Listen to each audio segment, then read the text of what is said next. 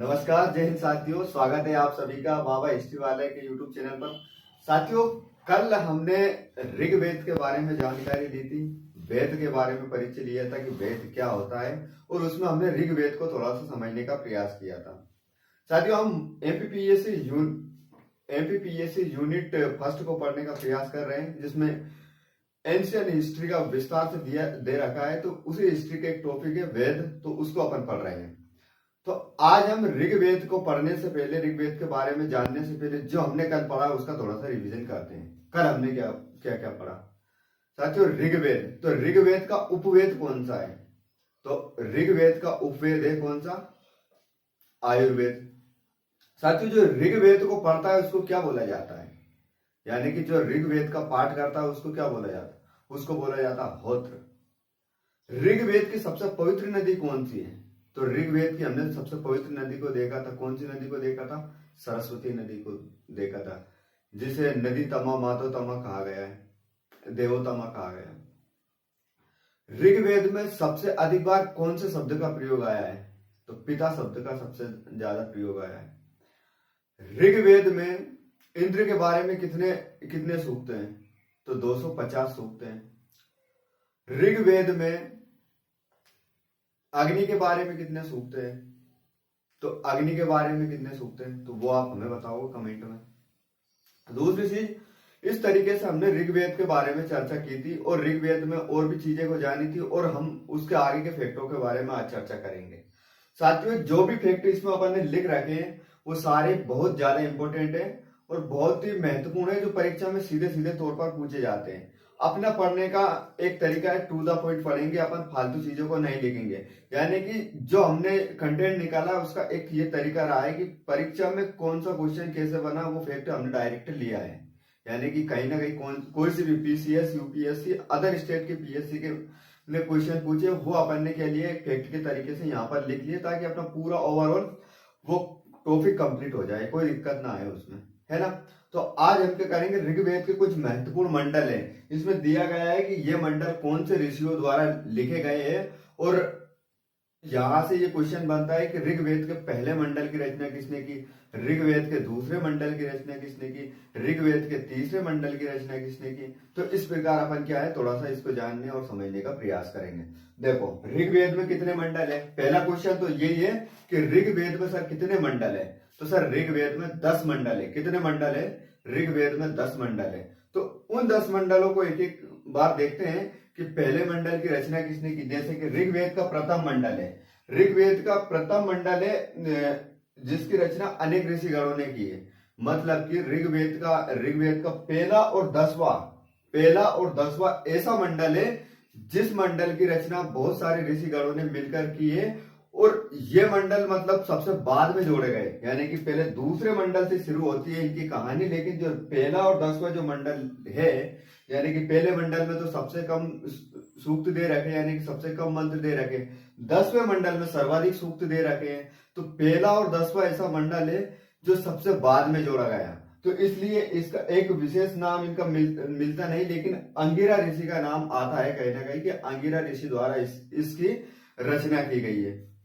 कौन से की? तो पहले मंडल की। दूसरा मंडल की रचना किसने की? तो ग्रस्त मध्य यानी ग्रस्त संवत ऋषि थे। उन्होंने कौन सा मंडल की रचना की? उन्होंने रचना की है, कौन सा मंडल की रचना की? तो उन्होंने रचना की एक तरीके से दूसरे मंडल की। तीसरे मंडल की ऋषि विश्वामित्र ने की थी। ऋषि विश्वामित्र के बारे में मैं थोड़ी आगे चर्चा करूंगा। ऋषि विश्वामित्र और वशिष्ठ, इन दोनों ऋषियों के बारे में अपन चर्चा करेंगे। एक विशेष वो है जिसमें आपने दसराग युद्ध का नाम सुना होगा। 10 राजाओं के मध्य होने वाला युद्ध, जो परुष्णी नदी यानी कि वर्तमान रावी नदी के नाम से जाना जाता है, उस नदी के किनारे इस युद्ध का वर्णन मिलता है। तो दसराग युद्ध का इन दोनों ऋषियों से संबंध है, तो अपन उस पर चर्चा करेंगे। जिसके बाद में ऋग्वेद का चौथा मंडल किसने लिखा? तो ऋषि वामदेव ने लिखा। ऋषि वामदेव चौथे मंडल को लिखते हैं। ऋषि अत्रि ऋषि ऋग्वेद के 5वें मंडल को लिखते हैं। जिसके बाद में ऋषि भारद्वाज कौन से मंडल को लिखते हैं? तो ऋषि भारद्वाज लिखते हैं ऋग्वेद के 6ठे मंडल। ऋग्वेद के 7वें मंडल में क्या होता है? दसराग युद्ध का वर्णन मिलता है, और ऋग्वेद के 7वें मंडल की रचना ऋषि वशिष्ठ ने की है। देखो थोड़ा सा अपन दशराग युद्ध के बारे में जानते हैं। जो ऋषि वशिष्ठ है ना और ऋषि विश्वामित्र है, एक राजा कौन थे, राजा दशराग युग में 10 राजाओं का वर्णन मिलते हैं, जिसमें से भरत कबीले के राजा थे राजा पुरु। सही रिकॉर्ड में अगर कर पा रहा हूं 1 मिनट में बाद में इसको बारे में करूंगा चर्चा। तो 10 इसमें ऋषि वशिष्ठ ने क्या बताया कि 10 राग युद्ध के बारे में वर्णन किया, क्योंकि इनके पक्ष से जो राजा थे, राजा सुदास आ गए याद देखो, राजा सुदास, यानी कि 10 कबीले अलग थे और राजा सुदास अलग थे। यानी कि जब राजा सुदास थे उनके पहले कौन थे, उनके मतलब राज्य प्रमुख या आचार्य, उनके पद पर कौन थे, ये ऋषि विश्वामित्र थे। लेकिन जब ऋषि विश्वामित्र को उन्होंने हटाकर उनके स्थान पर राज्य पुरोहित के तौर पर ऋषि वशिष्ठ को चुना, तो ऋषि वशिष्ठ को चुना तो विश्वामित्र को क्या है, क्रोध आया, यानी कि गुस्सा है, उनको लगा कि मेरा अपमान किया गया, मुझे पद से हटाया गया। तो ऋषि विश्वामित्र क्या करते हैं, ऋषि विश्वामित्र ये करते हैं कि वो क्या करते हैं, वो अनेक राजाओं से मिलते हैं और मिलकर उनसे एक युद्ध के लिए सहायता मांगते हैं। जैसे कि आचार्य वो थे ने कालक ने सहायता मांगी थी शकों से, किसको हराने के लिए, तो राजा भिल्ल को हराने के लिए। इसी प्रकार क्या करते हैं, विश्वामित्र 10 राजाओं को एक सेना एकत्रित करते हैं, राजा सुदास से लड़ाने के लिए क्या करते हैं, ये एक नदी होती है, कौन सी नदी, परुष्णी नदी। ऋग्वेदिक काल में उस नदी का नाम था परुष्णी और वर्तमान में उस नदी को बोला जाता है रावी नदी। क्या नाम से बोला जाता है, तो उस नदी के किनारे ये युद्ध होता है और ये युद्ध होता है, राजा सुदास इन 10 राजाओं को हरा देते हैं, अंततः विजय किनकी होती है, जो वशिष्ठ ऋषि के राजा थे, कौन थे, राजा सुदास, वो जीतते हैं और इसलिए उस युद्ध को दशराग युद्ध के नाम से जाना जाता है। आ गई बात समझ में। तो ये क्या करते हैं, इस जो दशराग युद्ध है उसका ऋग्वेद के 7वें मंडल में वो चर्चा करते हैं, उसके बारे में वो लिखते हैं। ये चीज हो गई क्लियर है ना। तो ऐसा होता है, अगर करना चाहते तो ऋषि विश्वामित्र भी कर लेते उसके बारे में चर्चा, क्योंकि ये युद्ध हार जाते हैं चूंकि, तो ये उस मंडल में उसकी कोई चर्चा नहीं करते हैं। आगे बात समझ। तो अपने पक्ष को मजबूत बताने के लिए ऋषि वशिष्ठ क्या करते हैं, 10 राग युद्ध की चर्चा करते हैं ऋग्वेद के 7वें मंडल में। तो क्वेश्चन क्या बन सकता है कि ऋग्वेद के 7वें मंडल में कौन से युद्ध की चर्चा की गई है, पानीपत के युद्ध की या दशराग युद्ध की या हल्दी घाटी के युद्ध की। ऐसे कुछ 4 ऑप्शन रहेंगे आपके, जिसमें से एक आपको सिलेक्ट करना होगा। आगे बात समझ में। अब ऋग्वेद का 8वां मंडल, इसकी रचना 2 ऋषियों के द्वारा की गई है, ऋषि अंगिरस और ऋषि कर्ण। तो ऋषि अंगिरस का नाम आपने सुना होगा। ऋषि अंगिरस उज्जैन के रहने वाले ऋषियों में से एक थे, जो बताया जाता है भगवान कृष्ण के भी गुरु रहे हैं वो। आ गई बात समझ। और एक नाम इनका सांदीपनी मिलता है। ऋषि आंगिरस का ही एक नाम क्या मिलता है, सांदीपनी, जो भगवान कृष्ण के गुरु थे। और यूं भी बोला जाता है कि एक तरीके से भोलेनाथ के भी कहीं ना कहीं इनका कॉन्टेक्ट अच्छा रहा है, किसका, ऋषि आंगिरस का। और नवमंडल में क्या होता है, नवमंडल भी बहुत अनेक ऋषि मिलकर नवमंडल को लिखते हैं। और 10वें मंडल में भी यही होता है कि इनमें सूक्त और मंत्र तो बहुत ज्यादा है, लेकिन इनका एक विशेष वो नहीं है कि इन ऋषियों के द्वारा इसको लिखा गया है। इसमें भी अनेक ऋषियों के नाम मिलते हैं, है ना। तो विशेषकर महत्व कौन सा रहेगा, 7वां मंडल, जिसमें दशराग युद्ध के बारे में बताया गया है। अब ऋग्वेद का यानी कि पहला और 10वां मंडल सबसे बाद में जोड़ा गया है। कौन सा, अगर क्वेश्चन बने कि ऋग्वेद का ऐसा कौन सा मंडल है जो सबसे पहले और सबसे बाद में जोड़ा गया, तो ऋग्वेद का पहला, प्रथम और 10वां नंबर का जो मंडल है वो सबसे बाद में जोड़ा गया। दूसरा मंडल सबसे छोटा मंडल है, जबकि 10वां मंडल सबसे बड़ा मंडल है। यानी कि ऋग्वेद का जो दूसरा मंडल है वो क्या है, सबसे छोटा मंडल, यानी कम सूत्र कम मंत्र है। लेकिन 10वां सबसे ज्यादा है उसमें मंत्र। बालखल्ली का वर्णन 8वें मंडल में मिलता है। यानी कि ऋग्वेद का जो 8वां मंडल है ऋषि आंगिरस ने लिखा, उसमें क्या मिलता है, बालखल्ली।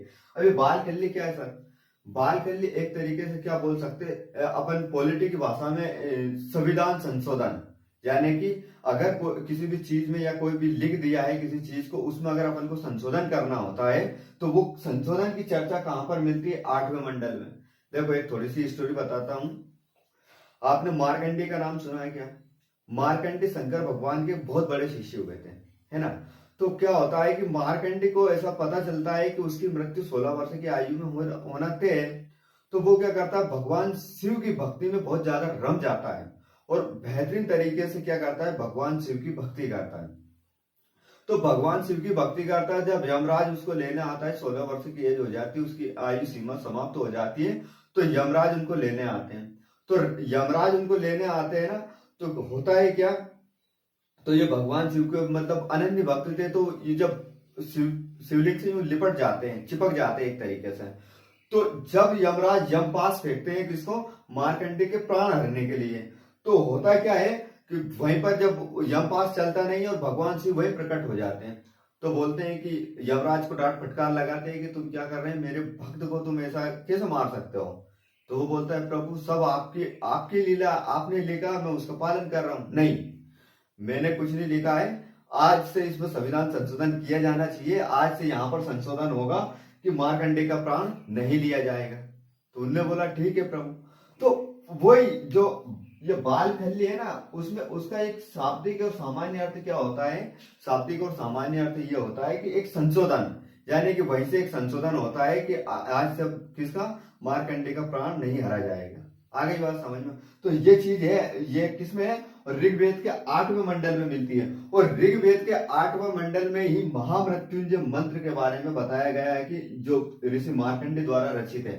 तो अगर प्रश्न यहां से यूं बन सकता है कि ऋग्वेद के 8वें मंडल में कौन से मंत्र की चर्चा की गई, तो ऋग्वेद के 8वें मंडल में महामृत्युंजय मंत्र के बारे में बताया गया है, जो किसके द्वारा लिखा गया, ऋषि मार्कंडेय के द्वारा लिखा गया। आगे बात समझ में। अब आगे बढ़ते हैं। ऋग्वेद के 7वें मंडल में दशराग युद्ध का वर्णन मिलता है, जो मैंने अभी बताया, दशराग युद्ध के बारे में। दूसरी चीज है, ऋग्वेद में गोत्र शब्द, यानी कि सबसे पहले अगर गोत्र शब्द का प्रयोग किया गया है, सबसे पहले अगर गोत्र शब्द का प्रयोग किया गया और सबसे पहले गोत्र कहीं से आया है, तो ये ऋग्वेद के 7वें मंडल से आया।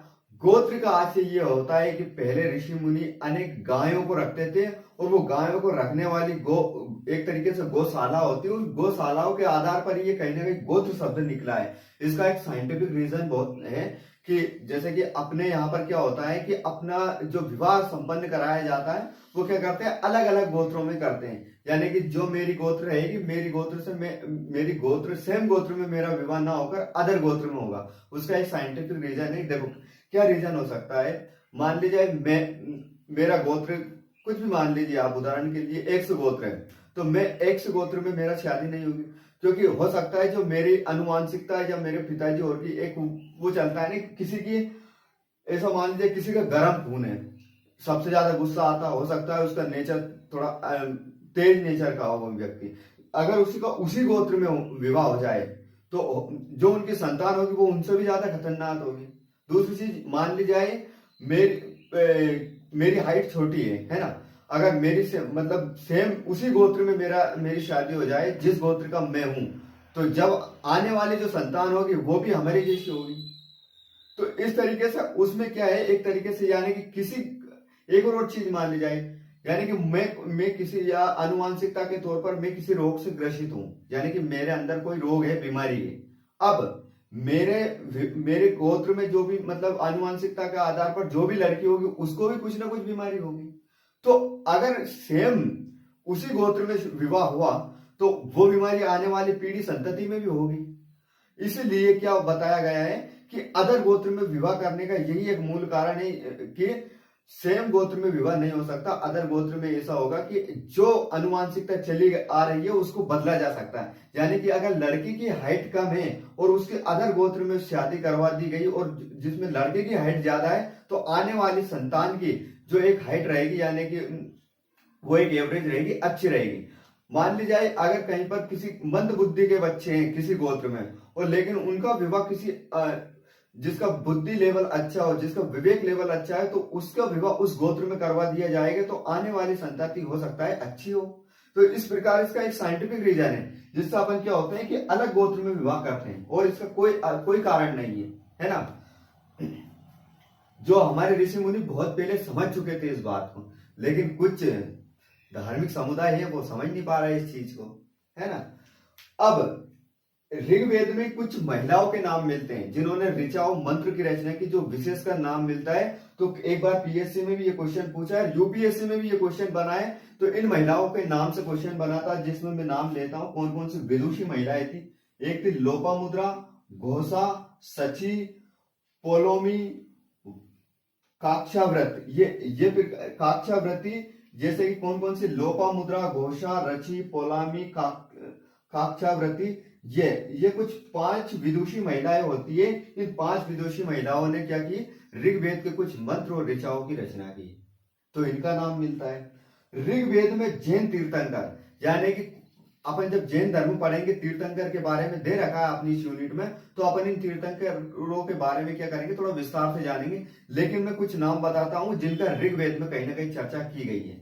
और कौन कौन से ऋग्वेद के तीर्थंकर में ऋषभ देव, अरिष्ट नेमी, इनका उल्लेख मिलता है। यानी कि ऋग्वेद के जो तीर्थंकर कौन कौन थे, एक तो ऋषभ देव और अरिष्ट नेमी, इन दोनों के बारे में क्या ऋग्वेद में इनका वर्णन मिलता है कि अरिष्ट ऋग्वेद में जिसका नाम ऋषभ देव जानते हैं ना, उनका कहीं ना कहीं संबंध भगवान कृष्ण से बताया जाता है कि ऋषभ देव भगवान कृष्ण के चाचा के लड़के, ऐसा कुछ थे, चाचा या ताऊ के लड़के थे, तो ऐसा कुछ नाम मिलता है। तो अपने को ज्यादा याद तो रखना है नहीं, अपने को सिर्फ इतना याद रखना है कि ऋग्वेद में 2 तीर्थंकरों के बारे में चर्चा की गई, कौन सी, अरिष्ट नेमी और ऋषभ देव, इन दोनों के बारे में चर्चा की गई। एक बार अपन थोड़ा सा रिवीजन लगाता है। तो ऋग्वेद के पहले मंडल अनेक ऋषियों द्वारा लिखा गया, ऋग्वेद का दूसरा मंडल ग्रह संवत, तीसरा मंडल विश्वामित्र के द्वारा, चौथा मंडल वामदेव के द्वारा, पांचवा मंडल ऋषि अत्रि के द्वारा, छठा मंडल ऋषि भरद्वाज के द्वारा, सातवां मंडल ऋषि वशिष्ठ के द्वारा, आठवां मंडल ऋषि अंगिरस के द्वारा, 9वां मंडल अनेक ऋषियों ने गणों ने मिलकर लिखा है, 10वां मंडल भी अनेक ऋषि गणों ने मिलकर है। पहला और 10वां मंडल को बाद में जोड़ा गया है। दूसरा मंडल सबसे छोटा मंडल है, लेकिन 10वां मंडल सबसे बड़ा मंडल है। बाल खिल्ली यानी कि संविधान संशोधन जैसी चीजों के बारे में बताया गया। ऋषि मार्कंडेय से संबंधित चीजें जो ऋग्वेद के 8वें मंडल में मिलती है। और ऋग्वेद के 8वें मंडल में क्या, महामृत्युंजय मंत्र के बारे में बताया गया। इस प्रकार ऋग्वेद का 7वें मंडल में दशराग युद्ध के बारे में, जिसमें ऋषि वशिष्ठ और ऋषि विश्वामित्र की चर्चा अपन ने की थी। विदुषी 5 विदुषी महिलाओं के नाम मिलते हैं, कौन कौन से, लोपामुद्रा, घोषा, अपाला, सची, काक्षाव्रती, ये 5 महिलाओं के बारे में नाम मिलता है। ऋग्वेद में जैन तीर्थंकर, 2 जैन तीर्थंकर थे, अरिष्ट नेमी और कौन से, ऋषभ देव, इनके बारे में मिलता। तो इस प्रकार अपन ने ओवरऑल क्या किया है, थोड़ा सा अपन ने किनके बारे में जाना है, किनके बारे में जाना है, ऋग्वेद के बारे में। अब आगे अपन देखते हैं सामवेद की। सामवेद भारतीय संगीत का जनक, यानी कि ऐसा कौन सा वेद है जिसे भारतीय संगीत का जनक कहा गया। तो भारतीय संगीत का जनक अगर किसी वेद को कहा गया तो किसको कहा गया, सामवेद को कहा गया। पहला और फर्स्ट क्वेश्चन वनडे एग्जाम में 1000 बार, यानी कि 1000 नहीं 1000 बार क्वेश्चन बना होगा, और 1000 नहीं 10,000 बार क्वेश्चन बना होगा। क्या बना है कि भारतीय संगीत का वेद यानी कि संगीत का जनक कौन सा वेद है। तो अपने को क्या याद रखना है, सामवेद। साम मतलब संगीत और वेद यानी साम, यानी कि संगीत से संबंधित जिसका वर्णन मिलता है वो वेद कौन सा होता है, सामवेद होता है। आगे बात समझ में, सामवेद का अर्थ होता है, यानी साम में साम का अर्थ होता है गाना, जिसमें गायन से संबंधित अगर कुछ बातें लिख लेगी, कुछ या संगीत के 7 स्वरों की अगर चर्चा की जाएगी तो किसमें की जाएगी, सामवेद में की जाएगी। आगे बात समझ में। अब भारतीय संगीत का वेद है, साम का अर्थ गान होता है। अब इसका एक लय होती है, यानी कि इस लय और तुक के आधार पर इसका गायन किया जाता है, यानी कि इसको गाने का एक टेक्नोलॉजी होती है, एक तरीका होता है, यानी कि एक लय होती है। कोई भी, जैसे कि अपन हनुमान चालीसा बोलते हैं ना कि जय हनुमान ज्ञान गुण सागर, जय कपीश दिव्य लोग उजागर, रामदूत अतुलित बल धामा, अंजनी पुत्र पवन शुद्ध नामा। तो इस प्रकार इसको एक लय और तुक में गाया जाता है। तो इसीलिए यानी कि संगीत सामवेद को गायन करता होता है, जो गाकर बोलता है चीजों को, क्या करता है, गाकर बोलता है। और उसी को अपन गायक को क्या बोलते हैं, उसको एक तरीके से पाठक बोला जाता है, जिसे उद्गाता कहा जाता है। क्या कहा जाता है, उद्गाता। सामवेद का जो गायक होता है उसको उद्गाता बोला जाता है, और ऋग्वेद का जो गायक होता है उसको होत्र बोला जाता है, यानी कि होता बोला जाता है। आगे बात समझ में। तो इसका उपवेद होता है गंधर्व वेद। देखो दोस्तों, गंधर्व के बारे में अपन चर्चा कर। गंधर्व वेद क्या होता है, गंधर्वों से लिया गया है। अब ये गंधर्व क्या होते हैं, जैसे कि अपनी एक सामाजिक तौर पर जो अपने यहाँ पर नाचने गाने वाले लोग आते हैं वो अलग अलग समुदाय से आते हैं। कुछ बंजारा समुदाय से होता है, कुछ बेड़िया समाज से आते हैं, जो क्या करते हैं अपने यहाँ पर नृत्य गायन का काम करते हैं, नाचने गाने का काम करते हैं। तो भगवान जो ईश्वर रहते हैं ना, जो देवी देवता रहते हैं, उनके यहाँ भी कुछ लोग नाचते थे। जो जो लोग नाचते थे, जो अप्सराएं नाचती थी, बढ़िया ढोलक की ताल में थिरक थिरक थुमक थुमक करते थे, तो वो थिरक थिरक थुमक थुमक का काम कौन करते थे? तो ये गंधर्व लोग ही करते थे। यानी कि जो गंधर्व होते थे देवताओं की सभा में नृत्य गायन का कार्य करते थे। क्या करते थे? ये नृत्य गायन का काम करते थे। वही उनसे संबंधित वेद, यानी कि जो नृत्य गायन संगीत जो भी चीजें हैं जो किस में मिलती है? गंधर्व वेद में मिलती है। आगे बात समझ में। अब इसके आरण्यों के बारे में चर्चा करेंगे। इसके दो आरण्य के, छांदोग्य और जामिनी, यानी कि साम वेद के अगर दो आरण्य के कौन कौन से हैं? छांदोग्य और जैमिनी। दूसरी चीज उपवेद। उपवेद इसके कौन कौन से? छांदोग्य और जामिनी ही इसके क्या है? जैमिनी ही इसके क्या है? उपवेद है। आगे बात समझ। अब ब्राह्मणों की बात करते हैं। इसके कौन कौन से ब्राह्मण है? पंचविश, षड्विश और जैमिनी। सामवेद का पाठक उद्गाता होता है और ऋग्वेद के प्रमुख देवता, यानी कि अब ये यहां से दूसरी लाइन अपनी शुरू हो जाती है कि ऋग्वेद में कुछ देवताओं के नाम अपने छूट गए थे पहले, अब उनके नाम के बारे में चर्चा करते हैं। तो ऋग्वेद का सबसे फेमस और प्रसिद्ध देवता कौन था? तो ऋग्वेद का सबसे फेमस और प्रसिद्ध देवता था कौन था? इंद्र था। कौन था? इंद्र।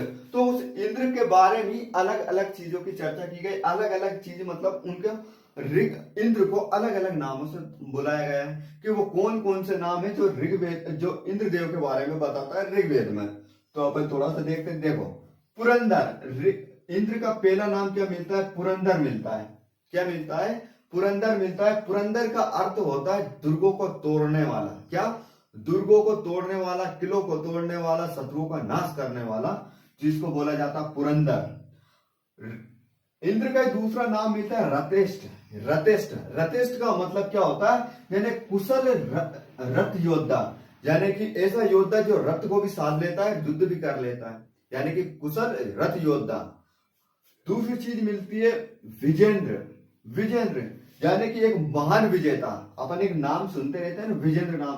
तो इंद्र का ही एक नाम है विजेंद्र, जिसने विजय का वर्ण किया, यानी कि विजय का वर्ण करने वाला कोई था। तो ये कौन था? विजेंद्र यानी कि इंद्र। एक है सोमपाल। सोमपाल यानी कि सोम को पालन करने वाला।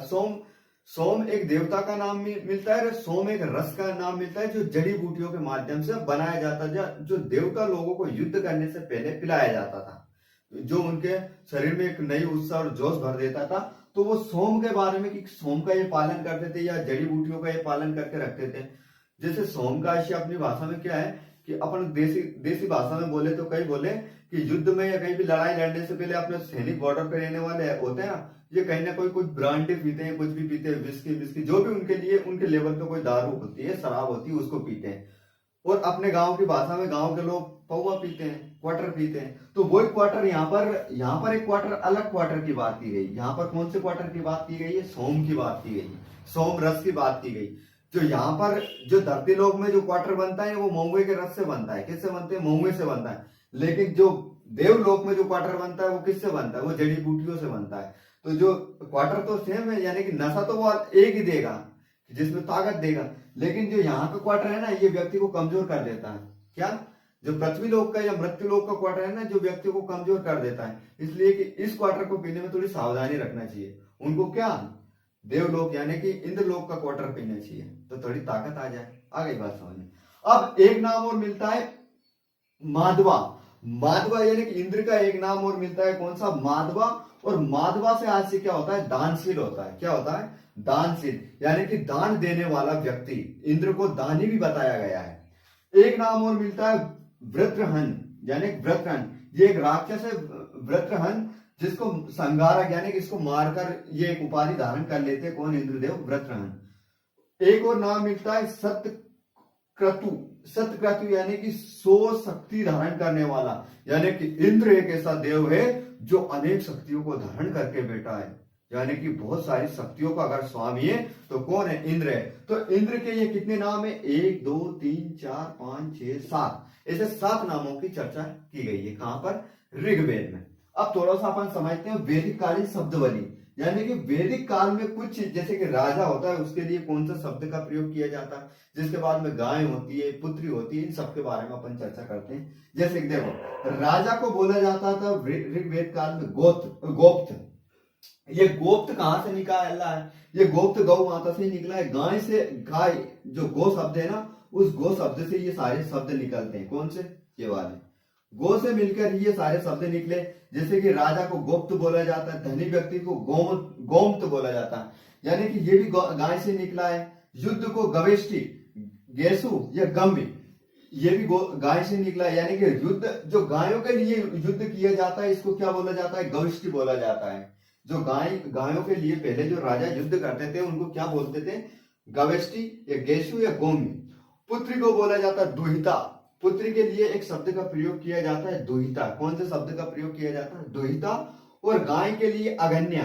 अगन्य का मतलब क्या होता है साथियों, गाय के लिए एक शब्द बोला जाता है अगन्य। अगन्य यानी कि होता है कि ना मारने योग्य पशु, क्या, जिसका वध नहीं किया जा सकता है। ऐसा पशु जिसका वध नहीं किया जा सकता है उसको अगन्य बोला जाता है, कि ना मारने योग्य, ना वध करने योग्य, जो गाय के लिए प्रयोग किया गया। और अगर किसी व्यक्ति ने गाय की हत्या कर दी या गाय को किसी भी प्रकार का कष्ट या चोट पहुंचाने का प्रयास किया गया तो उसके बारे में एक विशेष क्या होता है कि सजा का प्रावधान भी किया जाता है। पहला तो उसको मृत्यु दंड या दूसरा उसको देश निकाला दिया जाता है। इस प्रकार यानी कि गायों के लिए ही युद्ध किया जाता है। यानी कि वैदिक कालीन समाज क्या था, एक तरीके से पशुचारक समाज था। और उस समाज में गायों के लिए बहुत महत्व था, क्योंकि ये खेती कृषि नहीं करते थे, इतनी मात्रा में भी नहीं करते थे। और दूसरा जो वैदिक कालीन जो आर्य लोग होते हैं उनके बारे में बताया जाता है कि इनने लौह नामक धातु का सबसे पहले प्रयोग किया था। किसका, लोह का प्रयोग किया था। और लोह का फल जब जमीन में चलाया उन्होंने तो खेती को उन्होंने एक स्तर पर पहुंचा दिया। फिर गायों से हटकर धीरे धीरे उत्तर वैदिक कालीन में अपन जब पहुंचते हैं तो भूमि का महत्व सबसे ज्यादा बढ़ जाता है। लेकिन ऋग वैदिक काल में क्या होता है, गाय का सबसे अधिक महत्व रहता है, क्योंकि समाज पशुचारक था। आगे बात समझे। फिर भैया नाई, जो बाल बनाता है उसके लिए वाप्ति शब्द का प्रयोग किया जाता है। जो नाईबा होते हैं ना, नाई, तो उनके लिए वाप्ति शब्द। अनाज के लिए धन्य, धन्य यानी कि अनाज के लिए धन्य। उर्वरा, उर्वरा किसके लिए, जुती हुई भूमि की, यानी कि जिस भूमि से वो पैदावार करते थे उसके लिए कौन सा शब्द का उन्होंने प्रयोग किया, उर्वरा। और खिल्ली, खिल्ली यानी होती है पशुचारण भूमि, यानी खिल्ली का जैसे कैसे याद कर सकते हैं, पशुओं को खिलाने के लिए कोई सी भूमि होती है, यानी कि जहां पर चारा उगता है तो उसको क्या बोला जाता है, खिल्ली बोला जाता है। सीता, सीता किसको बोला जाता है, सीता उसको बोला जाता है जो जुती हुई भूमि रहती है। देखो एक तो जुते हुए खेत जिसको उर्वरा बोला जाता है, जिसमें खेती की, जुती हुई भूमि, जुती हुई, इसमें थोड़ा सा डिफरेंस है, ज्यादा कोई डिफरेंस नहीं है। ऐसा माना जाता है जिस भूमि को जोतते हैं, जिस समय अपन जोतते हैं, जुताई करते हैं, उस समय उस भूमि को क्या नाम से बोला जाता है, तो सीता बोला जाता था। करिश, करिश का आशय क्या है, करिश का आशय ये होता है गाय के गोबर से जो खाद बनता है ना, उस खाद को क्या बोला जाता है, करिश बोला जाता है। एक बार और रिपीट करते हैं, जैसे राजा को गोप्त बोला जाता है, धनी व्यक्ति को गोमत बोला जाता है, युद्ध को गविष्टि बोला जाता है, पुत्री को दुहिती बोला जाता है, गाय को अगन्य बोला जाता है, ना मारने योग्य पशु बोला जाता है, और नाय को वाप्ति बोला जाता है, जिसके बाद अनाज को धान्य बोला जाता है, उर्वरा को जुती हुई भूमि, खिल्य को पशुचारण भूमि, सीता को जुती हुई भूमि, और करिश यानी गोबर की खाद को बोला जाता है। अब क्या होता है, इस प्रकार अपना क्या होता है, एक तरीके से हम सामवेद को भी पूरी तरीके से चर्चा कर लेते हैं, जो इसके इंपॉर्टेंट फैक्ट है।